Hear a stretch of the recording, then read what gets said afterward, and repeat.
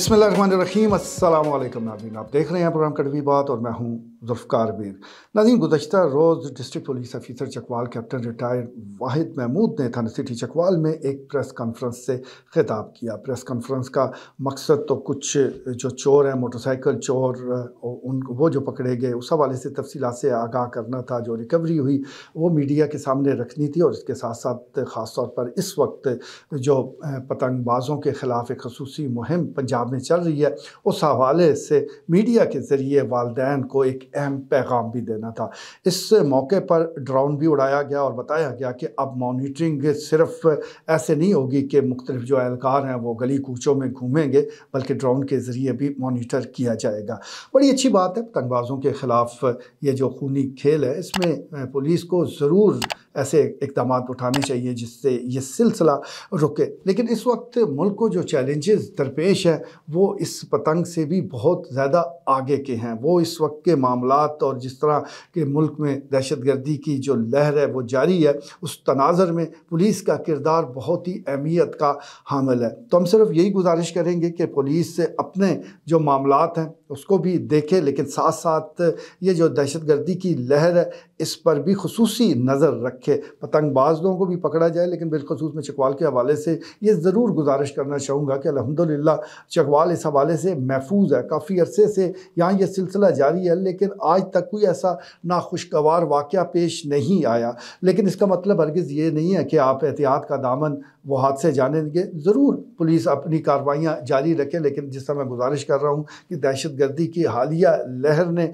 एक अदम तहफ़्फ़ुज़ का माहौल जो है वो ज़रूर पैदा कर दिया। आज ही की हम बात कर लेते हैं। आज तुरबत में भी दहशतगर्दों ने एयरबेस पर हमला किया। इसके साथ साथ शांगला के करीब जो चाइनीज़ हमारे बिरादर मुल्क चाइनीज़ के शायरी हैं जो कि धासू डैम पर काम कर रहे हैं, उनकी गाड़ी को निशाना बनाया गया। 5 ईडी और ड्राइवर इस वाक़े में जाँ बाक हो गए।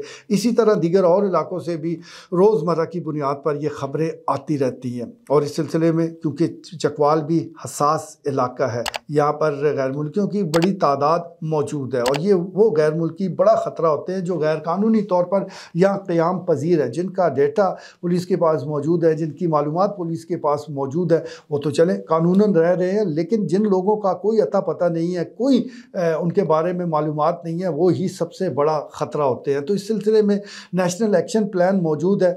वो हमारी क्योंकि पॉलिसी ये है, हम ऐसी कौम है कि वो जो कहते हैं ना कि आग लगने पर कुआं खोदने वाले ही मामलात हैं। हमारे यहाँ जब भी कोई इस किस्म की सूरत हाल हो तो तभी वो सारे पुराने जो कागजात हैं निकाले जाते हैं, पुरानी पॉलिसियों को झाड़ फटक कर फिर से उस पर अमल दरामद शुरू किया जाता है। तो हम ये याद दिलाएंगे कि नेशनल एक्शन प्लान भी मौजूद है जिस पर सही मानों में अमल दरामद हो जाए तो फिर किसी की ज़रूरत नहीं, बल्कि किसी के पास गुंजाइश ही नहीं रहती कि वो यहाँ दहशतगर्दी की कार्रवाइयाँ कर सके, क्योंकि उस नेशनल एक्शन प्लान में वो सारी चीज़ों को समेट दिया गया है, सारी चीज़ों को समो दिया गया है कि जो कि दहशतगर्दों के हवाले से या उनका ताक़ब करते हुए उन तक पहुँचने के हवाले से बड़ी अहमियत की हामिल है। मिसाल के तौर पर सबसे अहम और बड़ी बात इन दहशतगर्दों को टिकाना देना है, यानी ये कहीं से आएंगे तो कहीं ना कहीं तो ये रुकेंगे, कहीं रहेंगे, कोई मकान किराए पर लेंगे, तो वो अगर क्वाइफ पूरी तरह बर वक्त पुलिस को पहुँचा दिए जाए पूरी तादाद के साथ, पूरी ज़िम्मेदारी के साथ,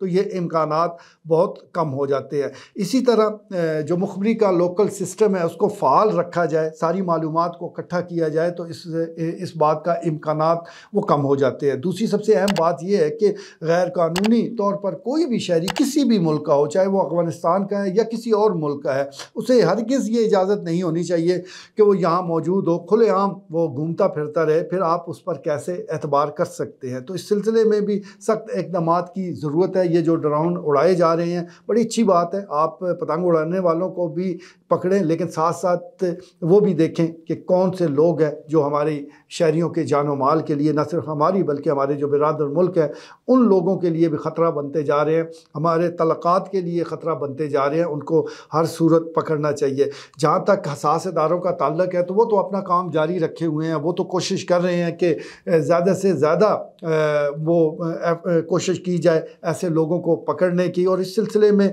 मुख्तलिफ इक़दामात वो होते रहते हैं। आजकल भी आपने देखा होगा कि रात 10 बजते ही चकवाल शहर और मुज़ाफ़ाती इलाकों में इंटरनेट सर्विस वो मुअत्तल कर दी जाती है। ये सिर्फ चकवाल नहीं है बल्कि मुल्क भर के 6 और भी एयर बेसेस ऐसे हैं कि जहाँ 10 किलोमीटर के रेडियस में वो इंटरनेट सर्विस रोज़ाना रात 10 बजे से लेकर सुबह 6 बजे तक मुअत्तल रहती है। और बताया जा रहा है, एलामिया में बताया गया है कि ये सिलसिला 28 मार्च तक जारी रहेगा। यकीनी तौर पर दिफाई नुक्ता नज़र के हवाले से कोई इसकी अहमियत है, हम इसकी तफसीलात में नहीं पढ़ते, लेकिन जहाँ तक फोर्सेस का ताल्लुक है वो जाने भी निछावर कर रहे हैं, वो कुर्बानियाँ भी दे रहे हैं, वो शहीद भी हो रहे हैं। लेकिन अब इसके साथ साथ दीगर जो और कानून नाफज करने वाले इदारे हैं जिसमें पुलिस बड़ी अहमियत की हामिल है, उसका भी किरदार है। और फिर आम लोगों का भी, आप हो गए, मैं हो गए, आम जो शहरी हैं उनका भी बड़ा अहमियत का हामिल किरदार है कि वो अपने इतराफ़ में नज़र रखें, वो देखें कि कौन सा नया चेहरा नुमादार हुआ है, कोई ऐसा मशकूक शख्स तो उनके आसपास मौजूद नहीं है, कहीं कोई ऐसे किराएदार तो नहीं आए कि जिनकी सरगर्मियाँ मशकूक हैं, कोई ऐसा बंदा उनकी नज़रों से गुज़रे कि जिसकी सरगर्मियाँ मशकूक हो, जिसका किरदार मशकूक हो, जो कि आपको लगे कि यार ये कुछ रूटीन से हट के इसका रवैया है, तो ज़रूर अपने इदारों को बताएं, पुलिस को बताएं, 15 पर इतला दें, करीबी थाने में इतला करें ताकि ऐसे लोगों को पकड़ा जा सके। क्योंकि इस वक्त जो लहर आई हुई है ये सिर्फ इसको रोकना सिर्फ सिक्योरिटी फोर्सेस की ज़िम्मेदारी नहीं है, तमाम पाकिस्तानियों की ज़िम्मेदारी है, क्योंकि ये पूरे पाकिस्तान पर हमला है। और इस किस्म के जो वाक़यात हैं, इस किस्म के जो हमले हैं वो हम माजी में भी देखते आए हैं। माजी में भी हमारी फोर्सेस ने बड़ी जवामर्दगी के साथ इनका मुकाबला किया है, आइंदा भी इंशाअल्लाह ऐसा ही होगा। इसके साथ साथ मैं एक और गुजारिश करना ज़रूरी समझता हूँ कि जब आप अंदरूनी तौर पर कमज़ोर हों किसी भी वजह से, तो बैरूनी दुश्मन का हौसला बुलंद हो जाता है और वो अपने आप को बड़ा सूरमा समझते हुए फिर आप पर हमलावर हो जाता है। तो अंदरूनी तौर पर ये जो एक बेचैनी सी मौजूद है, ये जो कहीं ना कहीं जो डिफरेंसेस मौजूद है, जो इख्तलाफात हैं, तो इसको ठंडे दिल के साथ एड्रेस किया जाए, इसको दूर करने की कोशिश की जाए। जो भी किसी भी सियासी जमात का कारकुन है, रहनुमा है, लीडर है, उसका एहतराम किया जाए और एक इत्तफाक़ राय पैदा करने की कोशिश की जाए। क्योंकि पाकिस्तान है तो हम सब हैं और पाकिस्तान को खुदा न खास्ता नुकसान होने का मतलब ये है कि हम सब का खसारा है, हम सब का नुकसान है। तो इज़्ज़त एहतराम के साथ सबके साथ डील किया जाए, सबके साथ एक छत के नीचे बैठते हुए एक दूसरे के एहतराम के साथ एक दूसरे के मैंडेट को तस्लीम करते हुए आगे बढ़ा जाए, क्योंकि इस वक्त सबसे पहले पाकिस्तान है। आज के लिए इतना ही,